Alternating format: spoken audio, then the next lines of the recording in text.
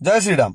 मुझे सामाजिक गणमाध्यम गोटे वीडियो देखिली जबलपुर मध्य प्रदेश जोटी बापा माँ अभियोग आनी पिला सेंट जावियर स्कूल पढ़ुला एबे तांको पिलार धर्मांतरीकरण होईची से हिंदू धर्म छाड़ी ईसाई हो सारी घर को आसिले हिंदू देवादेवी फोटो चिरुची नष्ट करुची एवं बापा माँ को बाध्य करुची हिंदू धर्म छाड़ी ईसाई हो जावाई नहले धमक दौची घर छाड़ी पलाइबार आ बापा माँ उपर को हाथ उठाइबा पछाऊ नहीं। आ घटना केवल जबलपुर नुह ना ही केवल गोटे मात्र घटना एभली अनेक घटना घटुची किंतु समाज सामना को बहुत कम घटना आसुची।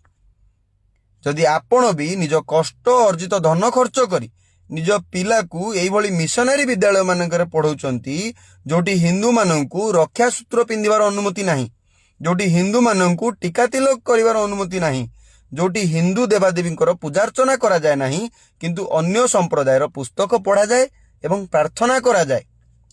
ताहले जदि भविष्यत रे आपणको आवश्यक समय रे आपणको वृद्धावस्था रे आपणको पिला आपणको अनादर करे, जदि आपणको आवश्यक समय रे आपणको सेवा करे नहीं, आपणको घृणा करे असम्मान करे तेबे आश्चर्य हेबे नहीं।